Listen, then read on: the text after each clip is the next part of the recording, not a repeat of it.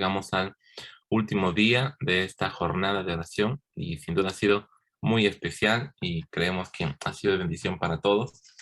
El hecho de levantarse, de salir de la cama, de tener un encuentro especial, de abrir la Biblia, de orar de manera especial, siempre va a traer resultados positivos, ¿no? Siempre nos va a revitalizar, pero también ustedes se van a dar cuenta que cuando uno empieza a tener esa comunión con Dios, empieza a querer más, empieza a querer leer más la Biblia, a orar más, y si es que uno no ha afectado ese crecimiento, pues el crecimiento siempre va a ser continuo, ¿no? Como dice, Proverbio dice que el camino del justo es como la luz de la aurora que va en aumento. Así que esperamos de todo corazón que podamos seguir creciendo y no dejar estos hábitos. Muy bien, vamos entonces a ir al tema de hoy.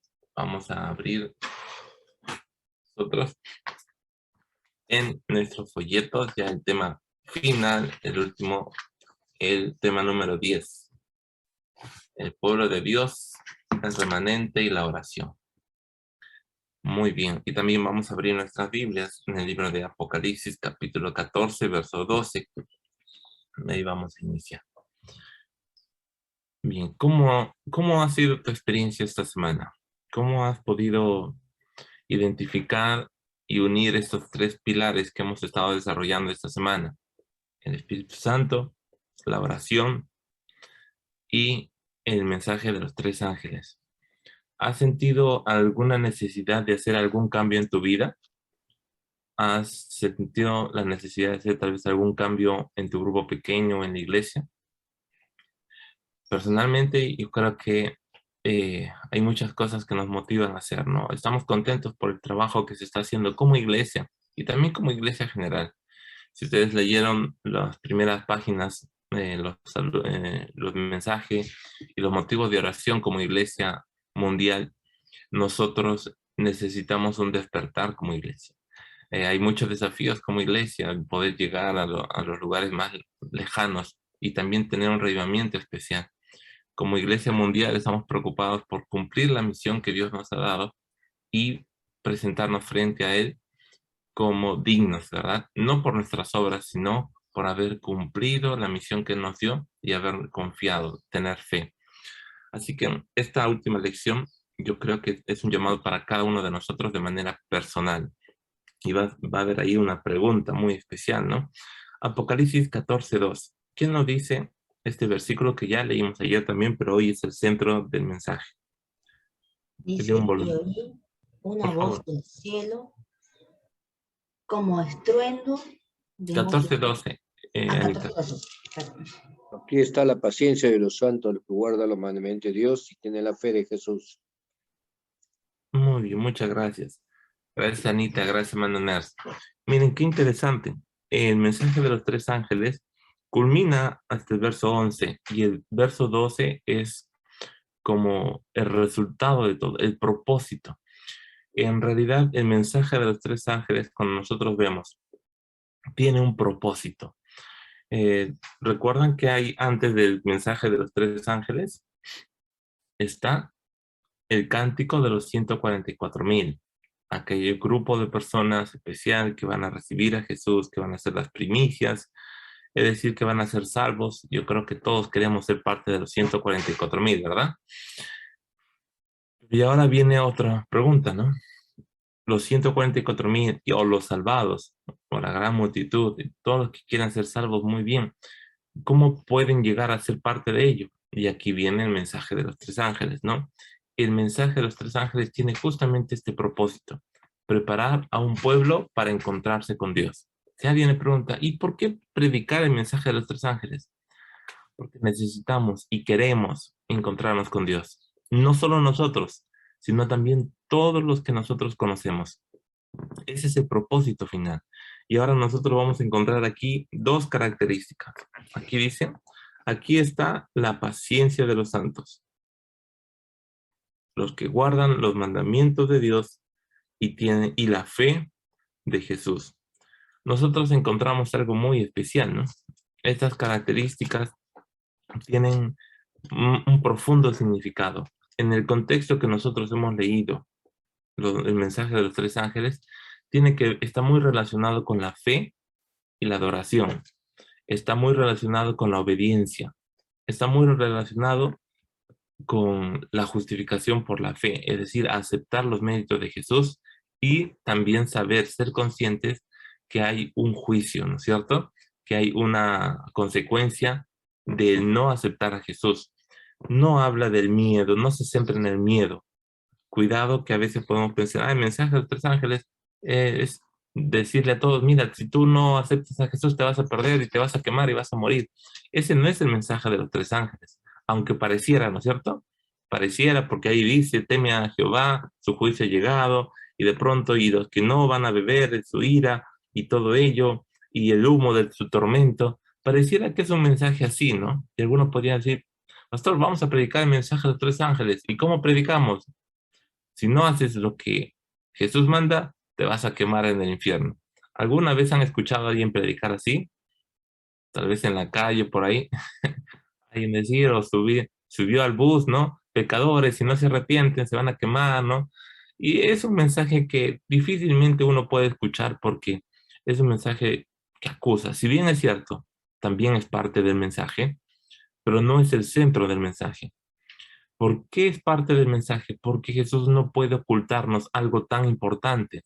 Si Jesús hubiera dicho, no les voy a decir esto porque se van a molestar o se van a herir o se van a preocupar, pues él estaría fallando porque es algo tan grave que sería algo contra su amor y su justicia no decirnos. Por eso está presente y está más aclarado en todo el Apocalipsis. Pero el propósito final, el centro del mensaje está aquí, la paciencia de los santos. Yo quiero invitarte a leer Mateo 24:13. Vamos a desglosar, perdón, estos dos puntos, la paciencia de los santos y la fe de Jesús. Perdón, los que guardan los mandamientos de Dios y la fe de Jesús. Vamos a desglosar, vamos a ir como el camanejo, ¿no? Como el cangrejo, perdón, de atrás para adelante. Primero vamos a desarrollar la fe de Jesús. Los que son arequipeños ya saben que se me salió camanejo. Perdón, la fe de Jesús. Mateo 24:13.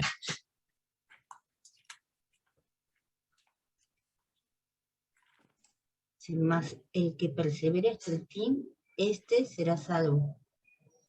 Muy bien. Dice Así el es. que persevere hasta el fin, este será salvo. Cuando hablamos de la paciencia de los santos, estamos hablando, perdón, de una perseverancia. Recordemos que también es un fruto del Espíritu Santo. Pero aquí están las características de un pueblo que persevera, las características de un pueblo que tiene algo especial. Vamos a ver un poco más de eso, pero voy a invitarles a ver Juan 14:15.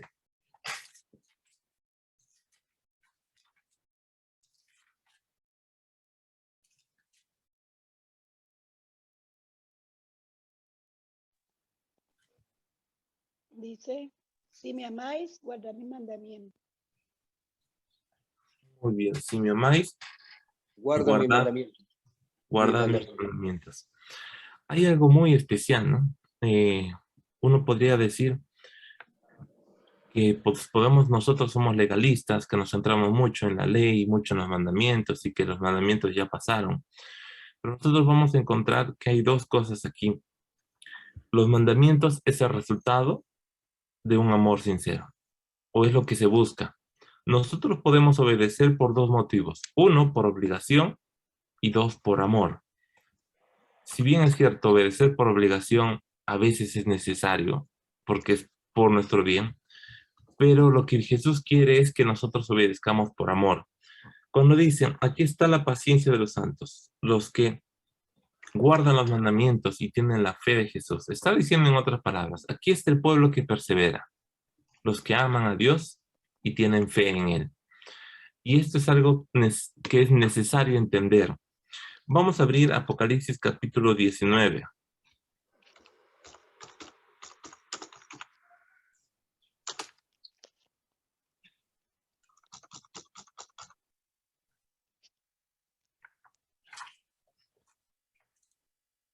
Apocalipsis 19:10, vamos a encontrar una descripción también similar.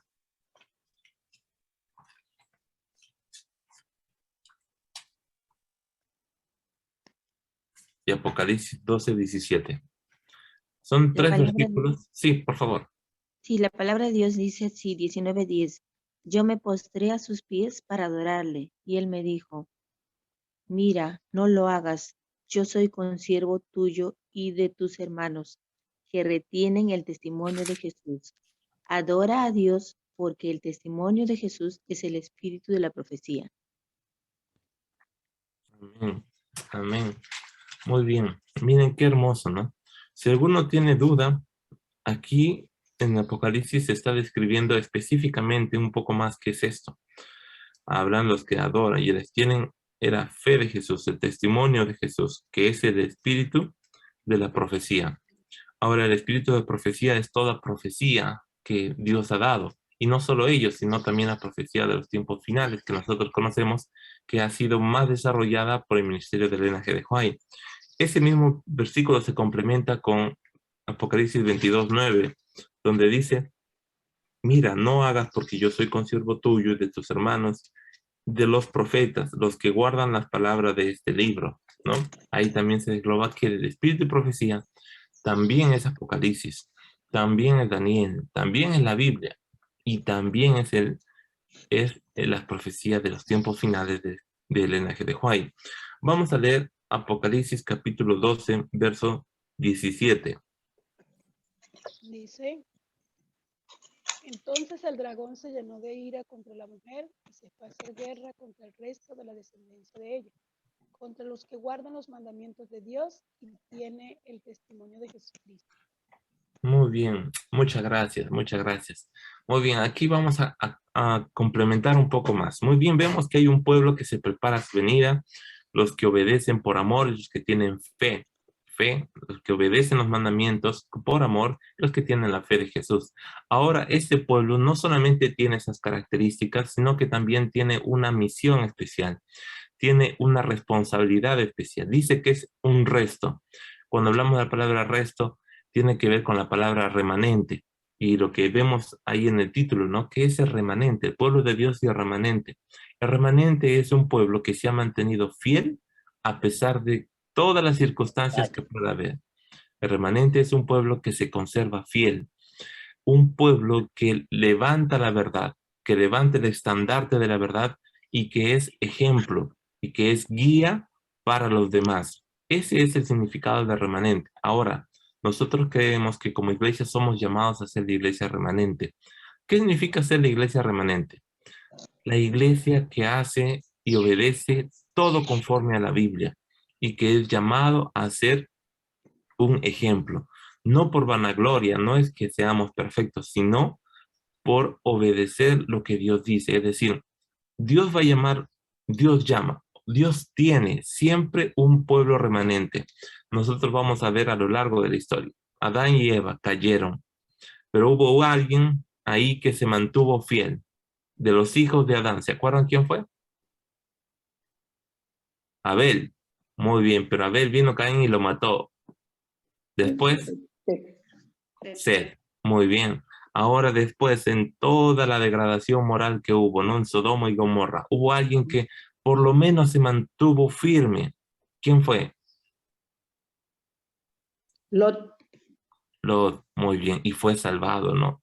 Pero y vemos ahí, ¿no? Y después en el tiempo del diluvio, había mucha degradación, pero Dios llamó, Dios tenía ahí un resto, un remanente. ¿Quién fue? Fue Noé que Noé. salvó. Muy bien. Y después, cuando el pueblo de Israel, la mayoría se perdió, había un remanente, ¿sí o no? ¿Se acuerdan? Sí. Había un remanente que ellos no adoraban, decían, ¿no?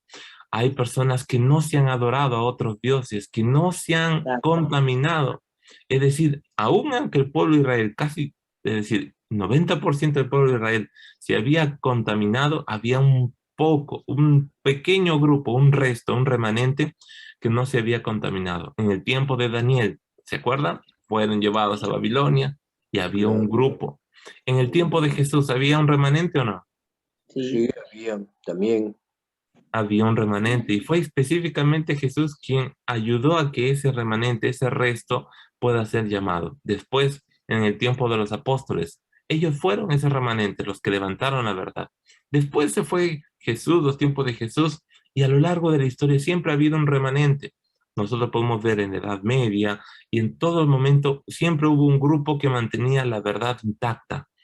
Aún hace poco, y nosotros creemos que cuando la Iglesia Adventista fue fundada, también fue con esa misión de mantener la verdad intacta. Por eso, una de nuestras doctrinas es la Iglesia remanente y su misión. Y es importante saber esto. No nos consideramos la Iglesia perfecta, pero sí consideramos que la Iglesia Adventista tiene un papel importante como la Iglesia remanente. Por ello, nuestra doctrina tiene que ser pura, sin contaminarse. Y por eso hay tanto cuidado en que nuestra doctrina sea lo más fidedigna posible. Porque si no, tendremos que dar cuentas a Dios. Quiero leerte un versículo que nos hace pensar. No, 3 versículos. Lucas 18:8 y Mateo 24:12. Y frente a esto,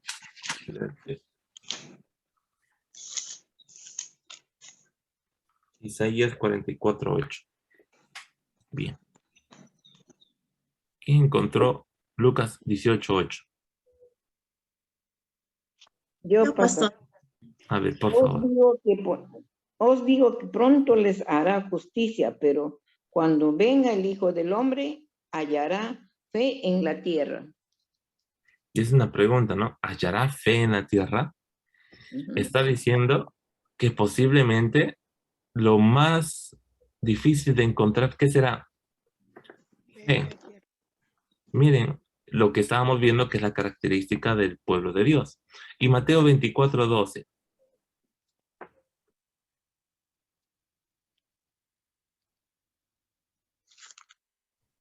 Yo lo tengo, pastor. Por favor. Y por haberse multiplicado de maldad, el amor de muchos se enfriará. Oh, muy bien. También encontramos el amor. Y dice que el amor de muchos se enfriará.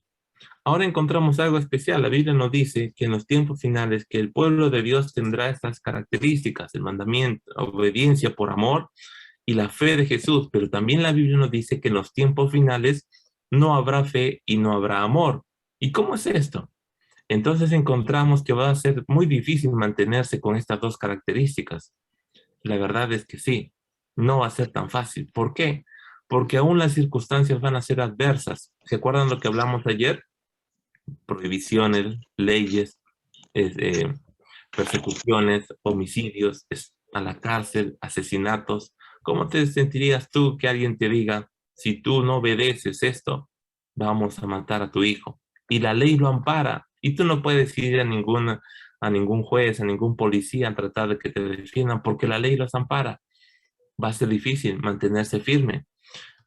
Ahora quiero invitarte a leer Isaías 44:8. Uno pareciera y dice, no, si es así, yo no quiero ser cristiano, yo no quiero ser adventista, porque voy a sufrir tanto, voy a tener que mantenerme firme cuando todos no van a tener amor, cuando no va a haber fe, yo voy a tener que mantenerme firme. ¿Alguna vez te has sentido que has nadado contra la corriente? Nadar contra la corriente literalmente no es nada sencillo, ¿no? Todos te dicen, pero haz esto, ¿no? Pero ahí está, tú firme, ¿no? Pero come un poquito, tal vez en una reunión de familiar, ¿no? Pero toma un vasito, no te va a hacer daño. El pastor no está, no te va a ver, ¿no? Toma nomás un vasito, no te va a pasar nada, está suavecito, ¿no? O mira, el sábado solamente es un día, nadie se va a dar cuenta, solamente es por trabajos, por necesidad, hoy no puede despreciar el trabajo es bendición de Dios, así que, o pide permiso ahí a tu iglesia, ¿no? Que la secretaria te haga un justificativo por no ir este sábado, ¿no? Son tantas cosas, pero mire lo que dice Isaías 44:8. ¿Quién nos ayuda?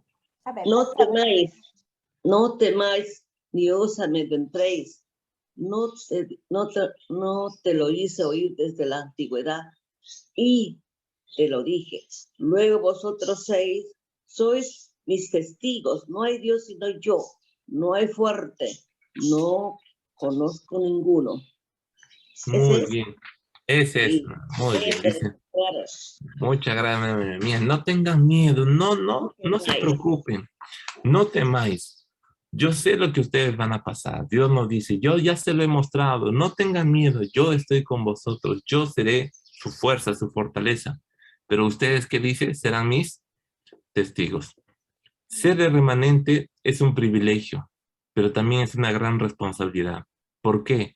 Porque el remanente no solamente se mantiene fiel a los principios de Dios, aunque todo lo demás pueda caer a su alrededor, sino también proclama el mensaje. Sí, ser parte de la iglesia remanente significa cumplir la misión de proclamar el mensaje especial del remanente. ¿Y cuál es el mensaje especial del remanente? El mensaje de los tres ángeles. Nosotros creemos que la iglesia adventista tiene un papel muy importante en los tiempos finales, porque en los tiempos finales se va a exaltar mucho lo que es el sábado. Y les hago una pregunta, sí, ustedes. ¿Qué religión es más conocida por guardar el sábado?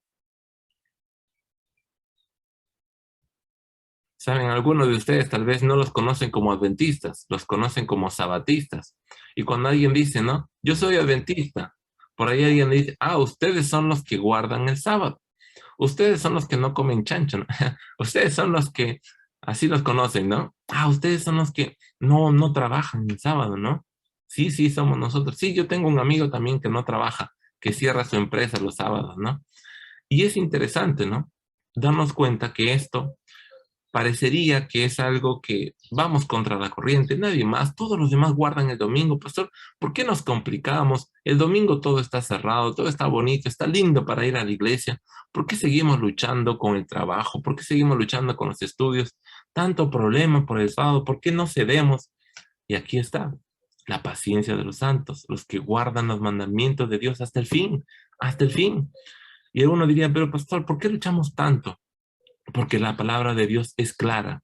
Debemos de perseverar y guardar los mandamientos hasta el fin. Y aquí alguno me puede decir, pero los mandamientos ya se dieron. Y aquí nos vemos que justamente en Apocalipsis, en el tiempo final, hay un llamado a seguir perseverando en ser fiel en ello. Ahora viene, ¿qué hago yo, pastor? ¿Qué hago si yo no me siento remanente? ¿Qué hago si mi fe está debilitada? ¿Qué hago si tal vez no estoy guardando el sábado? O si, mucho peor, si estoy lejos de Dios, si no estoy siendo ese pueblo de Dios, si no estoy yendo a la salvación, si mi camino está yendo a la muerte, ¿qué hago yo? Pues simplemente decide salir, decide hacer lo correcto. Pastor, ¿y eso es suficiente? Sí. ¿Sabe por qué? Porque solo Dios necesita tu decisión. Y cuando tú decidas, Dios hará el resto. Cuando tú te arrodilles y clames y digas, Dios, yo necesito un cambio de corazón, Dios empieza a obrar. Cuando tú dices, yo reconozco que soy pecador, reconozco que tengo este defecto, reconozco que estoy perdido, reconozco que mi familia está destruida, reconozco que necesito ser más íntegro, Dios empieza a obrar y Dios empieza a hablarte y el Espíritu Santo empieza a actuar. Cuando tú dices, miserable de mí, Dios, ayúdame. Cuando tú clamas por ayuda, Dios empieza a actuar en ese momento. Quiero leerte algo más. La fe es algo que viene de Dios. Algunos pueden decir, pastor, pero yo no tengo fe, yo dudo mucho, yo no creo, yo incluso no creo en el espíritu de profecía, no creo en el sábado, no creo muchas cosas de la iglesia. ¿Sabes? La fe es necesario ser probada y también es necesario que la pruebes. ¿Cómo así, pastor? ¿Cómo voy a probar? Ten solo un poquito más de fe para pedir más fe. Si la fe es como una semilla. No tienes nada de fe, pide un poquito de fe. Cuando tengas un poquito de fe, con ese poquito de fe, siémbralo en las manos de Dios y Dios te va a dar más fe. Pastor, ¿y cómo Dios me va a dar más fe? Dios te va a dar fe con pruebas. Sí. ¿Por qué el pueblo de Dios tiene que ser severamente probado?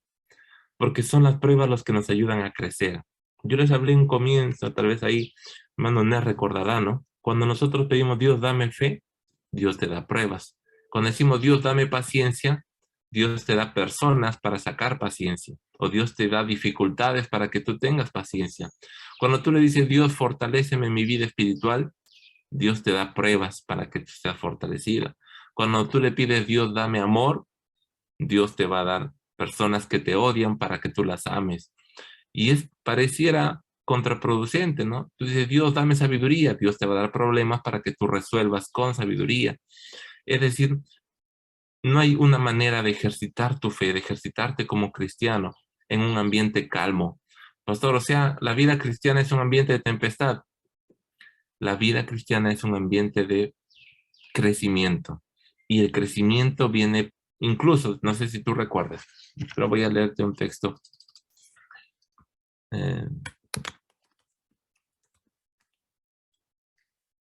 Santiago 1, 3 y 5.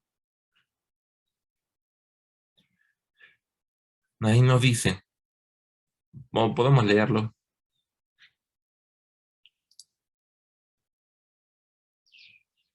Y también Romanos 5 y en Santiago. Son dos textos que a veces no nos cuesta, no es nuestros versículos favoritos.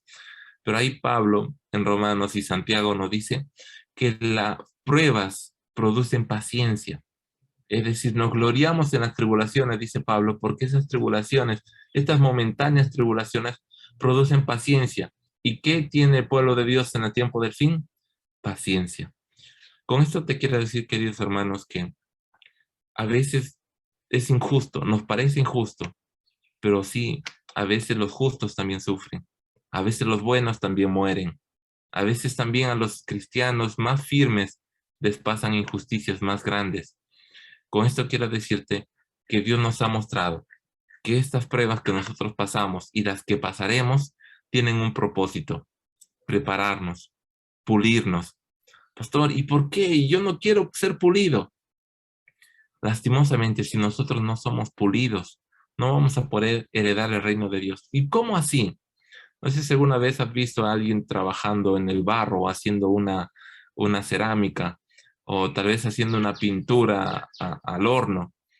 ¿Y por qué tiene que pasar por el fuego? ¿Por qué tiene que...? No sé si alguna vez te has preguntado cómo se hacen las tazas, pero las tazas que nosotros vemos, a la taza que tiene ahí mi hermano Ners, que está tomando su matecito, es una taza que resiste agua caliente, ¿verdad, hermano Ners?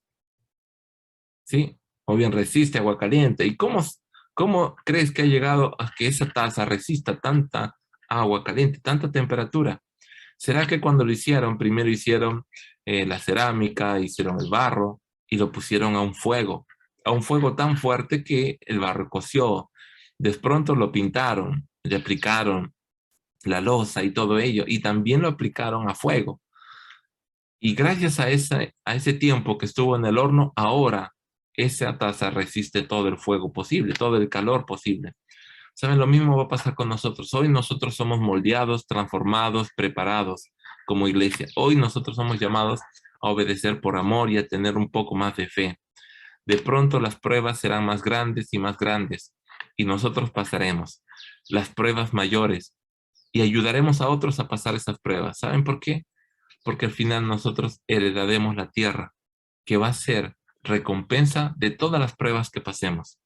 La buena noticia es que no estamos solos. Y la buena noticia es para los que pasen más pruebas, habrá una porción más grande del Espíritu Santo. Te hago una pregunta. ¿Tú tienes la fe de Job? ¿Cuántos tienen la fe de Job? ¿Sí? ¿Cuántos creen que si perdieran todo en este momento, si perdieran su familia en este momento, si vendría una enfermedad incurable en este momento, cuántos creen que seguirían firmes? Yo lo dudo. Yo creo que no tengo la fe de Job. Me gustaría tener la fe de Job, pero me pongo a pensar, ¿qué sería si pierdo todo lo material? Bueno, sí me chocaría, pero podría salir adelante. Pero ¿qué pasaría si perdiera a mi esposa y a mi hijo y a mis padres? Yo creo que sería un choque muy fuerte, ¿no? Ahora, ¿qué pasaría? No solo eso, sino que yo también me enfermo de una enfermedad incurable, de una enfermedad desastrosa. Parecería que Dios me ha olvidado. Tal vez yo renegaría en mi corazón, Dios me has olvidado, Dios me estás castigando. Tal vez todo diría, ¿no? Ah, el pastor Samuel, Dios lo está castigando, algo malo ha hecho, ¿no? Y saben, uno puede decir, no, me gustaría tener la fe de Job. Tal vez no la tengamos, pero si tú te das cuenta, quien tiene la fe de Job, o Job, siendo Job de tanta fe, recibió una prueba como para él. Es decir, su fe, Dios sabía qué fe tenía y Dios le dio una prueba para él, a su medida. Fue hermoso porque Job fue un testigo, fue un testimonio, no solamente para este mundo, sino también para el universo, de que el hombre que confía en Dios nunca va a terminar mal, Cuando nosotros leemos la historia de Job, nosotros pareciera que vemos una historia desastrosa, pero en realidad vemos una historia de éxito. ¿Quién ganó en la historia de Job? Si tú te das cuenta, la historia de Job nos muestra una realidad, que es el gran conflicto. La guerra realmente no era entre Job y sus amigos, no era entre Job y su esposa. ¿La guerra entre quién era? Entre Dios y Dios Satanás. y Satanás. Muy bien, entre Dios y Satanás. Y te das cuenta en cada prueba que tú tienes, en cada conflicto, cuando pierdes un trabajo, cuando pasa algo, cuando muere un familiar, ¿te das cuenta la guerra entre quién es? No es entre Dios y tú, es entre Satanás y Dios, es entre el bien y el mal. ¿Saben? Y aquí voy a hacerte una pregunta para aplicar esto y tal vez a veces nosotros nos confundimos, ¿no? Ya creo que les he preguntado, suelo preguntar esto mucho. En la guerra de gran conflicto, entre el bien y el mal, a un lado está Dios y el otro lado está ¿quién? Lucifer, ellos. Satanás, muy bien. El bien contra el mal. La luz contra las tinieblas. Muy bien. Dios y Satanás. Vamos a bajar un poquito más. Los ángeles buenos versus los Ángeles malos. ángeles malos. Ángeles versus demonios. Vamos a bajar un poquito más. Los cristianos, los adventistas versus los que no creen. Incrédulos. Los incrédulos, no. Ahí Porque los que está. enseñan otras enseñanzas, hay otros que enseñan otras enseñanzas, otras Ahí doctrinas. Ahí está el problema, hermano Nels. Algunos dicen, ¿no? Adventistas versus católicos, ¿no? Algo. Yo también pensaba así. Incluso a veces, les digo algo, confieso algo, la iglesia sigue pensando así. Ustedes se dan cuenta que a veces pensamos así. Los cristianos, los que creemos en Dios, versus los del mundo, ¿no? Y decimos, no, el mundo, la chusma, ¿no? Y cuando uno se bautiza, dice, no, ya no te juntes con ellos porque ellos son chusma, ¿no? Y a veces la iglesia se cierra en una burbuja y dice, muy bien, somos adventistas, solamente júntate con adventistas. Y a veces pasa la crisis que no, lo que Jesús no quería era que salgamos del mundo. Cuando Jesús oró por nosotros, dijo, no te ruego que los quites del mundo, sino que los cuides, que ellos sean uno. ¿Por qué Dios no quería que nos quiten del mundo? Ah, porque teníamos una misión. Jesús vino a buscar y a salvar lo que se había perdido. Cuando Jesús se fue, nos dijo, ahora tú busca y salva lo que se había perdido. En realidad, nuestra lucha, algunos pueden decir, pero pastor, la Biblia dice, no, los hijos de la luz y los hijos de las tinieblas. Sí, pero ¿cómo uno sabe que es hijo de las tinieblas? Si Jesús dijo, no digan que es trigo y cizaña, déjenlos. Cuando venga el tiempo, yo sabré quién es trigo y cizaña. Podemos decir que uno de nosotros puede parecer hijo de luz y ser hijo de tinieblas. No sabemos en realidad. Nuestra lucha en realidad es ¿contra quién? No es contra carne. Nuestra lucha no es contra los ateos. Contra potestades. Exactamente. ¿Saben por qué? Porque nosotros somos los... Voy a leerte un texto para entender. Segunda de Corintios. Algunos dirán, pastor, eso es lo que el pastor habla, no es lo que al pastor se le ilumina. No, es lo que la Biblia dice. Segunda de Corintios capítulo 5.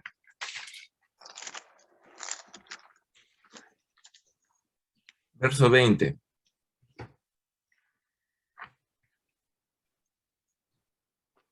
Y saben, y qué bonito es reconocer que a veces nos equivocamos, porque es así como podemos aprender.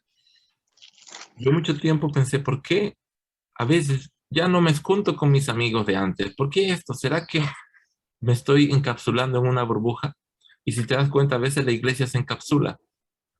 Le cuesta aceptar a alguien por prejuicios.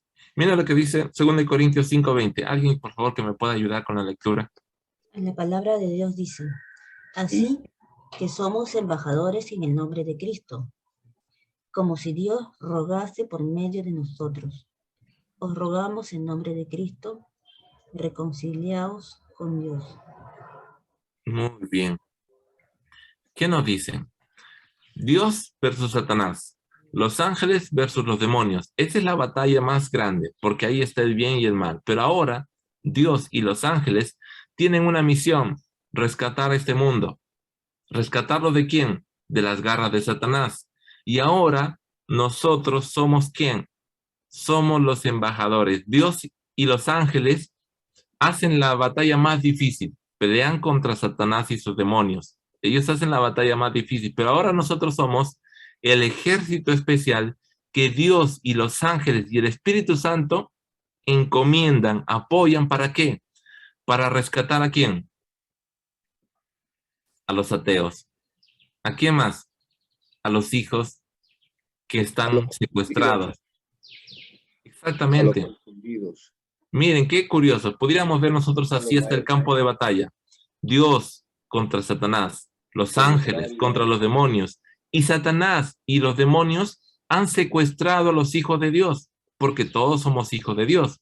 Han secuestrado a los hijos de Dios. Y ahora qué curioso que nosotros, que somos del ejército de Dios y que somos llamados a rescatar a esos, nosotros pensamos que ellos son nuestros enemigos. Y vamos y los atacamos.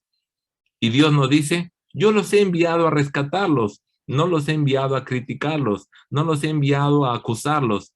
Su pelea no es contra los ateos, su pelea no es contra otras religiones, no es contra los católicos, no.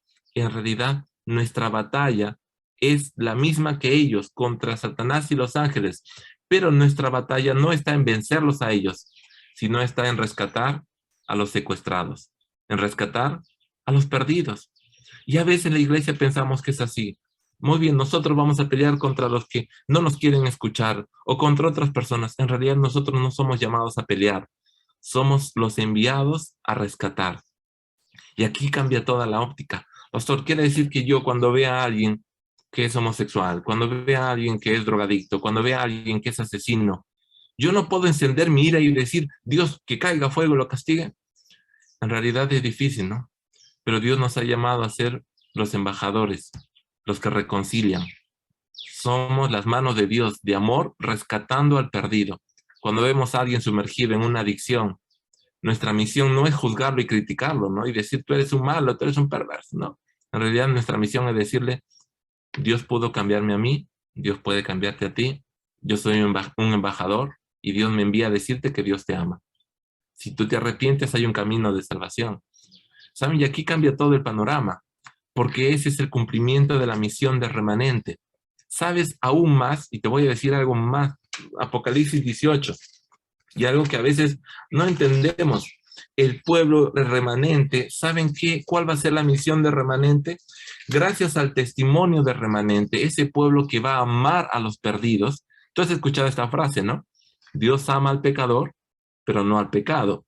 Ahora, te pregunto, ¿nosotros amamos al pecador?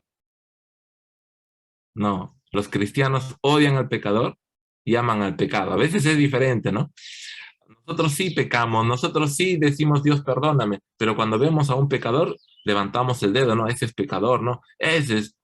Y a veces parece curioso, ¿no? Pero tenemos que tener el carácter. Y no solo eso, la fe de Jesús, el carácter de Jesús. Jesús veía un pecador, lo miraba con amor. Nosotros miramos un pecador y lo miramos con odio. Y eso tiene que cambiar en nuestro corazón. Pastor, pero eso no es fácil. Mi ira, mi justicia nace. Por eso viene el Espíritu Santo, a llenarte de amor, de paciencia y de poder para poder predicar. Y, sobre todo, te da una coraza especial. Y aquí viene, se complementa. Ah, pastor, ahora entiendo por qué Dios me da una armadura. Sí, te da una armadura porque tú estás yendo a la guerra a rescatar a los perdidos y vas a ser atacado por Satanás, por los demonios. Pero no te preocupes, esa armadura es una armadura espiritual. Ah, entiendo, pastor. Entonces yo voy a rescatar a los perdidos, voy a ir al campo de guerra, voy a ir al mundo mismo, voy a ir a las entrañas del pecado a rescatar a un perdido. Sí, y no va solo. Por eso Dios te da una armadura. Ahora entiendo, pastor, entonces mi batalla no es contra ellos, sino es por ellos. Sí. Ahora entiendo que cuando yo tengo una esposa incrédula, cuando tengo un esposo incrédulo, yo no estoy peleando con él, sino estoy peleando por él. Sí. Ahora entiendo, pastor, que cuando hay desunión, peleas en la iglesia, no es que estoy peleando con ese hermano, sino que ese hermano es hijo del diablo. No, ese hermano también es hijo de Dios. Puede ser que en ese momento esté siendo usado por el demonio, ¿no? Sea piedra de tropiezo, pero él es hijo de Dios y mi misión es salvarlo. Por eso la iglesia siempre busca la restauración. Si alguien peca, si alguien se equivoca, ¿qué hacemos? ¿Lo botamos, lo expulsamos? No, lo restauramos porque Él también es hijo de Dios. Apocalipsis capítulo 18. Yo me estoy emocionando, ya tengo que cuidar el tiempo, ya me pasó el tiempo. Dice que, ¿se acuerdan cómo era el Hoy se mensaje de queda los hasta tres las ángeles? 7, pastor. ¿Perdón? Hoy se queda hasta las 7, no se pasa del tiempo. Sí, me emociona. Voy a tratar de terminar un poquito antes. Vamos a tener un momento especial de oración que hemos llegado al final. Tratar de terminar antes de las 7. Muchas gracias, hermanita Carmen. Bien, Apocalipsis 18. Miren cómo inicia Apocalipsis 18.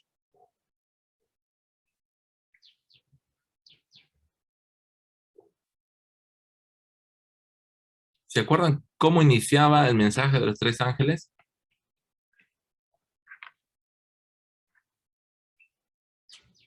Si alguien puede ayudarme, hermana Rose, usted tiene ahí, Apocalipsis 18:1.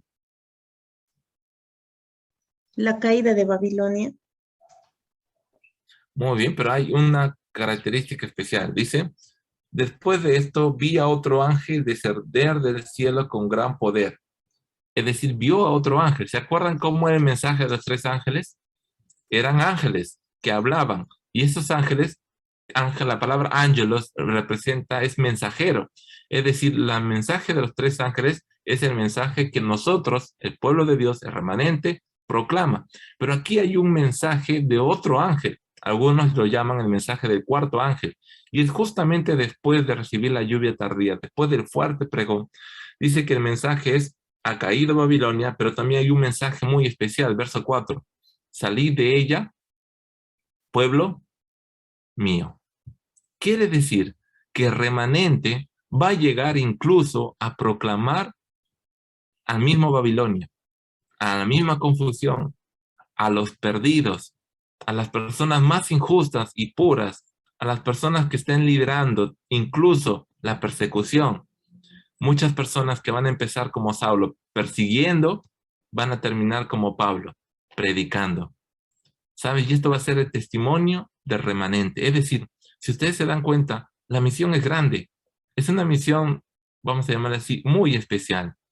Ir y salvar aún a los perdidos. Ir y predicar aún a Babilonia. Y alguno diría, pastor, pero qué miedo, ¿no? ¿Qué nos van a escuchar? Pero si ellos son Babilonia. Pero aún ahí en Babilonia está el pueblo de Dios. Y aquí viene una lección para nosotros, y empezando por mí, ¿no? Tenemos que vencer los prejuicios. Tenemos que vencer nuestra crítica. A veces el pueblo de Dios está más presto a criticar que a salvar, a juzgar que a perdonar. A veces nosotros nos creemos los dueños de la ley y pecamos mucho como fariseos y publicanos, ¿no? Perdón, como fariseos y judíos. A veces decimos, no, yo tengo la verdad y tú te equivocas. Yo soy bueno y a mí Dios me escucha y a ti no. A veces, por considerarnos cristianos, a veces tenemos un error muy grande. Hay una cita en el libro que estamos leyendo y mira este llamado. Aquí nos hace un llamado muy especial. Voy a leer, es un poquito extenso, pero me gustaría leerte los dos peligros los dos extremos que podríamos estar yendo, pero la decisión que tenemos que tomar. Dice, nosotros primero, dice, es el bautismo del Espíritu Santo, en la última cita. Dice que nosotros necesitamos el bautismo del Espíritu Santo, pero ahí en el segundo párrafo dicen, no está lejano el tiempo cuando los seres humanos necesitarán una relación con Cristo mucho más estrecha, una unión mucho más cercana con su Espíritu Santo, que la que han tenido o tendrán. Y a menos que depongan su voluntad y sus métodos y se sometan a la voluntad y los métodos de Dios, el gran pecado que los profesan los cristianos, miren, ¿cuál es el pecado que profesan los cristianos? ¿Cuál es el pecado que posiblemente yo estoy teniendo? Dice, es que no abren el corazón, ¿qué dice? Para recibir el Espíritu Santo. ¿Sabes cuándo uno deja de aprender? ¿Alguna vez Cuando has dejamos de recibir el Espíritu Santo. ¿No? Cuando cree que Bueno, sabe todo, pastor. muy bien. Cuando cree que sabe todo. Cuando uno no recibe el Espíritu Santo, cuando cree que ya lo tiene, cuando cree que ya puede todo. Cuando un cristiano se sienta autosuficiente, No es cuestión de madurez. Todo lo contrario. Es cuestión, puede ser de engaño. Si tú te sientes que solo no puedes, estás en el camino correcto. El cristiano que siente que ya logró todo, puede ser que sea un cristiano engañado. ¿Sabes por qué? Porque cuando tú empiezas a crecer y creer en la vida cristiana, cuando tú empiezas a conocer más, te vas a dar cuenta que menos sabes. Y cuando tú te acerques más a Dios, más pecador te vas a sentir. Lo mismo pasó con el pueblo fariseo. Ellos se sentían dueños de la verdad, se sentían conocedores de toda la Biblia. Tanto que cuando vino Jesús sintieron que no lo necesitaban y es más, lo juzgaron, lo criticaron y lo mataron.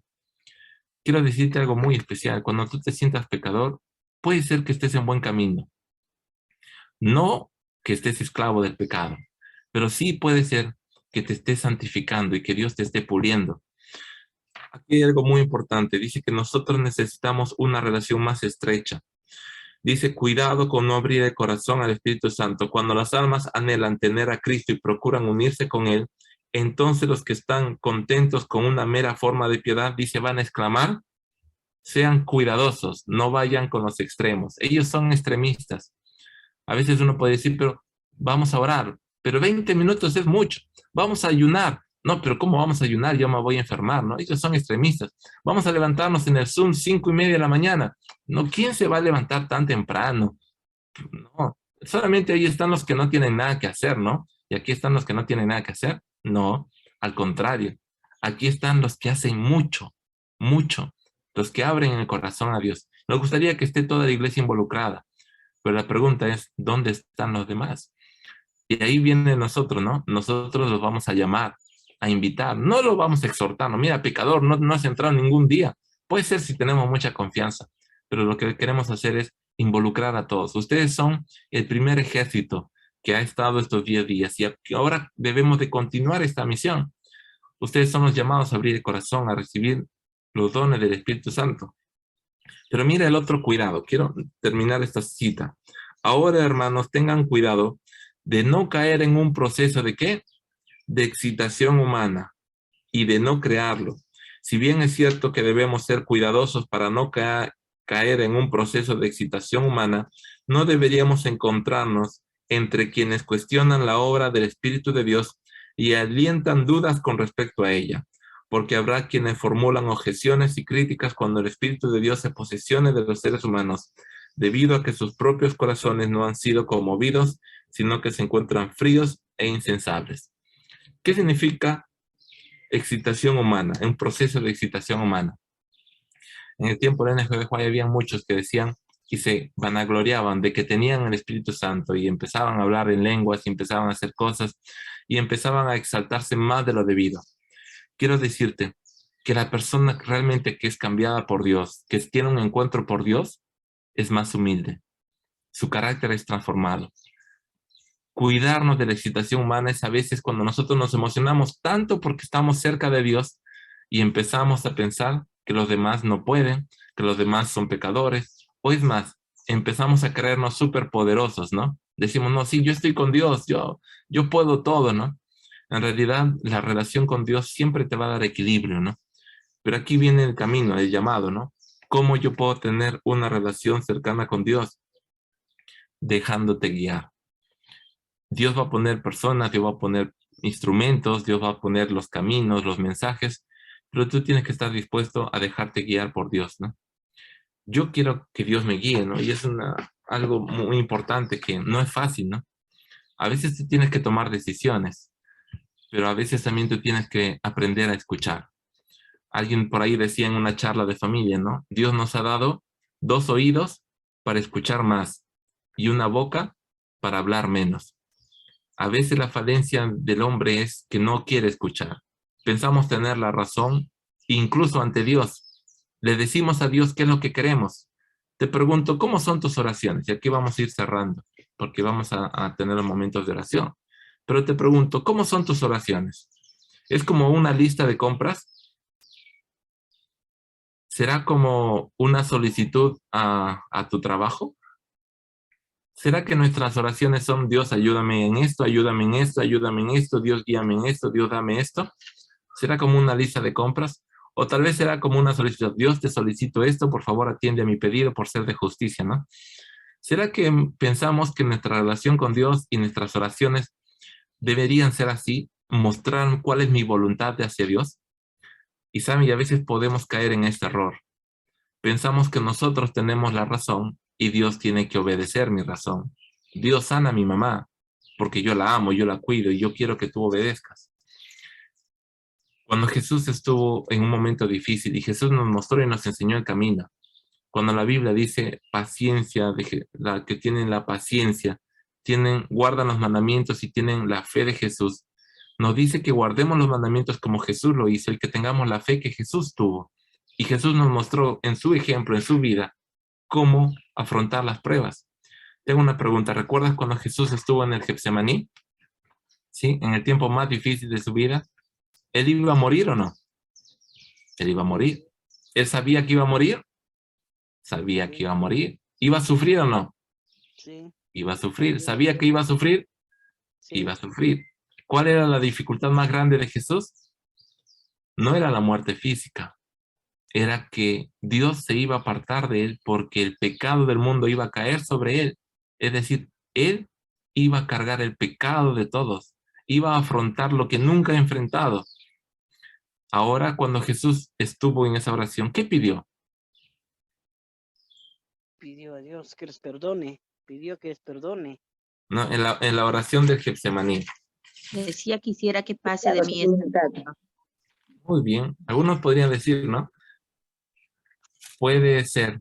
Algunos pedían, Dios, si es posible, pasa de mí esta copa.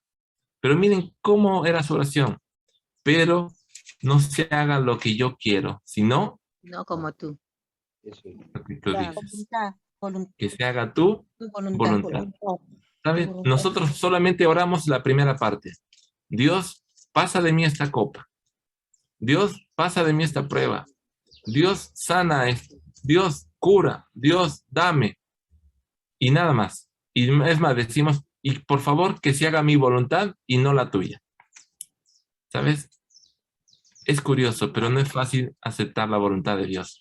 Nuestras oraciones deberían tener una disposición más grande a escuchar y obedecer la voluntad de Dios. Pero pastor, no es fácil. Por supuesto que no es fácil. No es fácil perder un trabajo, no es fácil perder algo material, no es fácil perder un ser querido, no es fácil estar enfermo, no es fácil. Pues quiero decirte algo muy especial. Jesús nos ha pedido que confiemos en Él.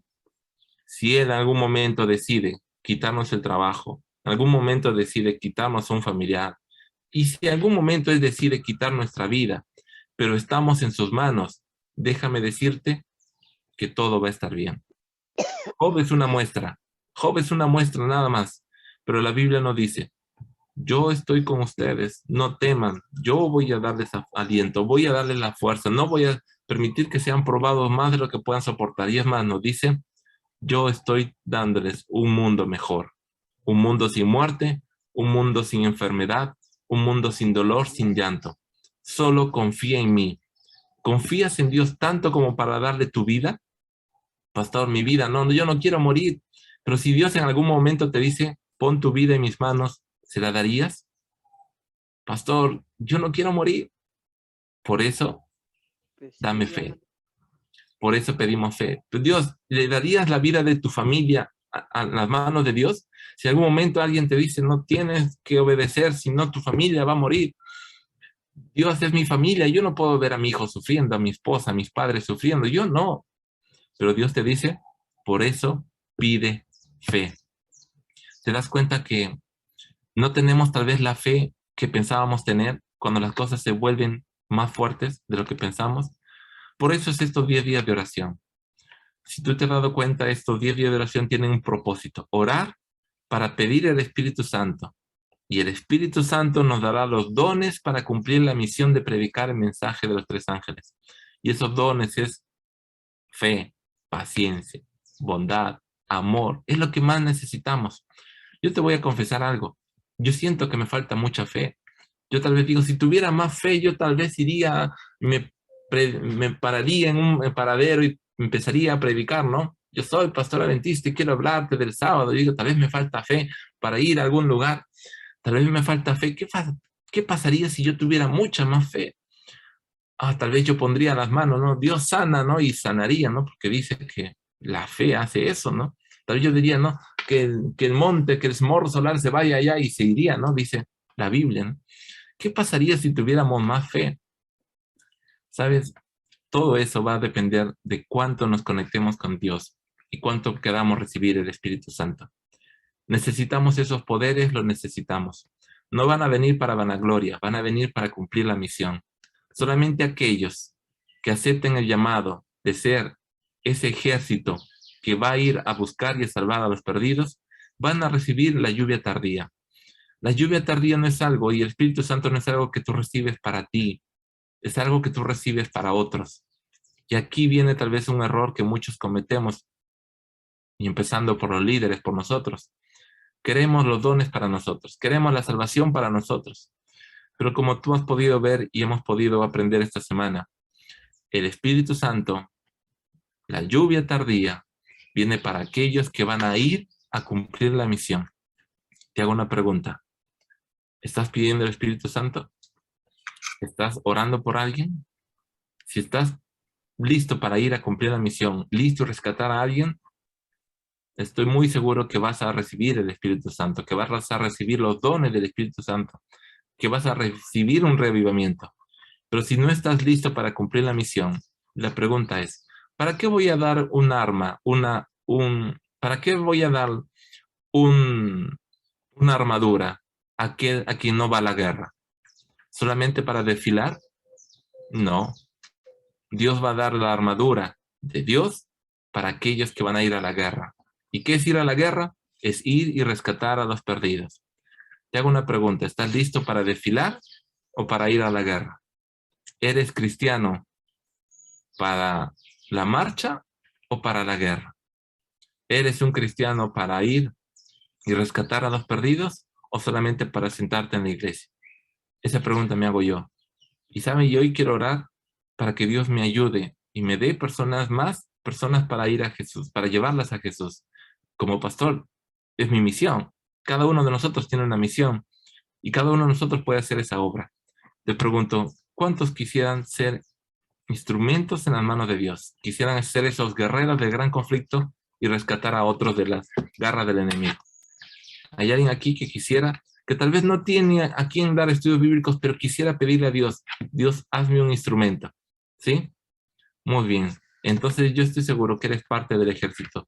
Quiero decirte algo especial. Nosotros vamos a iniciar un entrenamiento para guerreros del gran conflicto. Un entrenamiento para aquellos que quieren ir y sacar personas de las garras del enemigo. Es un entrenamiento misionero. Va a iniciar el 1 de marzo. Y vamos a estar ahí mandando la lista, pero yo desde ya cuento con ustedes. Es un entrenamiento para fortalecer tu fe, para fortalecer tu relación con Dios, para tener un encuentro personal con Dios. Pero no es solamente para tu gloria, sino es para ir y salvar a otros. Es un entrenamiento para guerreros, para soldados, para embajadores, ¿no? Así que doy gracias a Dios porque Dios está guiando a su iglesia. Dios guía nuestras vidas. ¿Podemos tener errores? Sí, podemos tener errores, pero Dios va a ir guiando. Pastor, yo me he equivocado mucho en mi vida. Pastor, yo me estoy equivocando mucho. Pastor, no conoce mi carácter, no conoce mis problemas. La Biblia dice en Proverbios 3:5, no te confíes, no te apoyes en tu prudencia. Reconoce a Jehová en todos tus caminos y Él enderezará tus veredas. Salmos 37:5. Encomienda a Jehová tu camino, confía en Él y Él hará. Hoy quiero decirte algo muy especial. Hoy toma una decisión primero de consagrar tu vida. ¿Y la mejor opción cuál es? El ayuno de hoy, la comunión de hoy. Hoy es sábado, así que olvídate de todo y encuéntrate de nuevo con Dios. Escríbele una carta a Dios diciéndole qué has hecho y qué es lo que quieres. Ten una comunión especial con Dios. Participa de este ayuno, pastor, pero ya comí algo ayer, ya comí en la mañana mi desayuno. Ya, de aquí adelante continúa, y si tú ya has empezado el ayuno, continúa con fe, pero que no sea solamente un no como, me privo de esto, voy a sufrir. No, ese no es el ayuno. El ayuno es enamorarse nuevamente de Dios, y estás tan enamorado como estabas de tu enamorada, cuando estabas ahí con ella, de tu novia, y te decía, tu mamá te decía, ¿no? ¿Vas a venir a comer?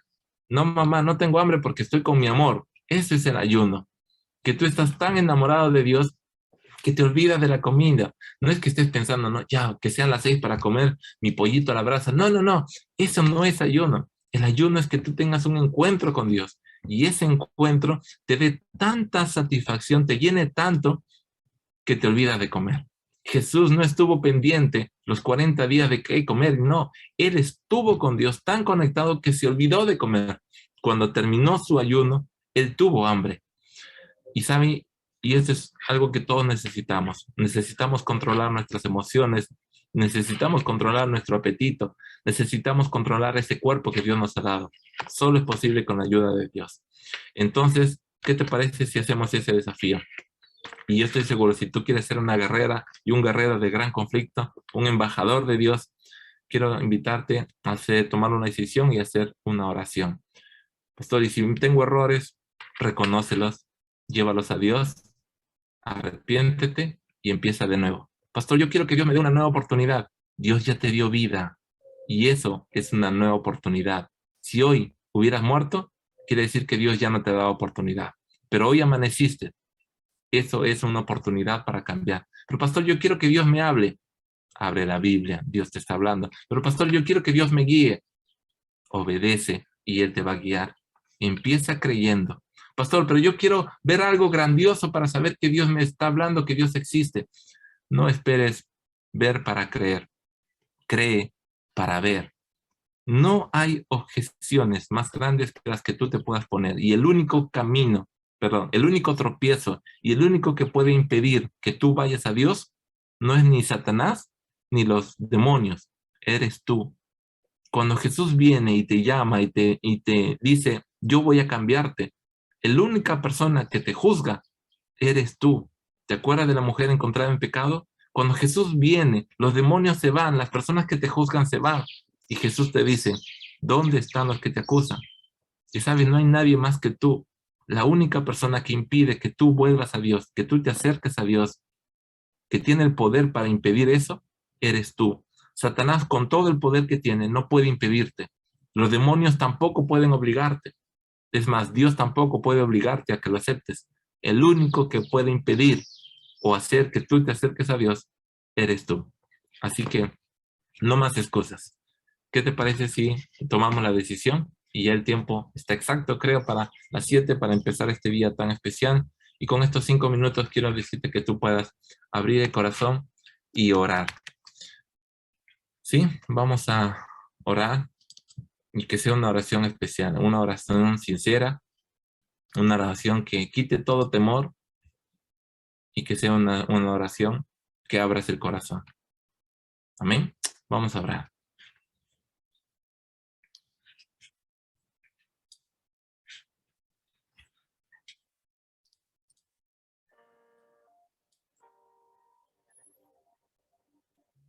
Querido Padre, Señor, gracias por este día.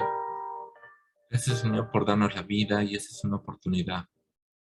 Señor, hemos terminado estos 10 días de oración, hemos aprendido mucho, y tal vez, Señor, nos hemos dado cuenta que nos hemos equivocado muchas veces, que a veces como iglesia, Señor, no entendemos todos tus caminos, o a veces, Señor, queremos hacer nuestra voluntad antes que la tuya. A veces, Señor, nos hemos sentido autosuficientes y pensamos que no necesitamos de nadie, que podemos solos. Señor, gracias porque tú nos muestras los caminos, porque tu palabra, Señor, llega hasta lo profundo en nuestro ser. Hoy, Señor, queremos tomar una decisión. Queremos pedir que tú nos guíes, que tu Espíritu Santo llegue a nuestra vida. Queremos aprender a ser, Señor, esos embajadores, esos guerreros. Queremos ser tus manos, queremos ser instrumentos. Pero, Señor, para ello queremos y necesitamos que tú nos limpies, que tú nos transformes. Y hoy reconocemos nuestro pecado ante ti, Señor. Hoy reconocemos aquel pecado, aquella adicción, aquel carácter, aquel error que cada uno de nosotros, Señor, puede estar cargando. Y aquí abrimos nuestro corazón, Señor, y confesamos nuestra falta.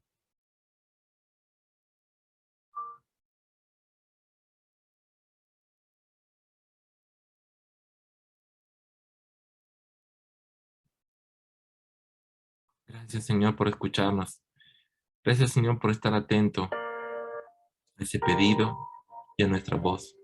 Señor, te entregamos también todas aquellas necesidades, alegrías y tristezas que enfrentamos. Ayúdanos, Señor, a disfrutar de esta vida cristiana. Ayúdanos, Señor, a regocijarnos en tu presencia. Y cuando vengan los momentos de tribulación, hoy en todo momento, Señor, ayúdanos a tener más fe, a tener más amor y que eso nos lleve a la obediencia. Señor, somos un pueblo que te necesita. Somos una iglesia, Señor, que tiene una misión especial. Pero, Señor, también sufrimos, también lloramos, también peleamos, también discutimos, también nos enojamos. Por ello, Señor, hoy más que nunca, sabemos que tú tienes el poder para que hoy sea un encuentro especial contigo. Hoy te pedimos, Señor, por este ayuno que estamos haciendo. Hoy te pedimos, Señor, por este día, por este encuentro que tendremos contigo. Guíanos, Señor. Háblanos, Padre. Danos más fe. Te rogamos, Señor, todo esto, sabiendo y estando seguros que tú diriges tu iglesia. Te lo rogamos en el nombre de Jesús. Amén. Un gran abrazo, que Dios te bendiga y vamos juntos hasta el cielo, guerrero del gran conflicto.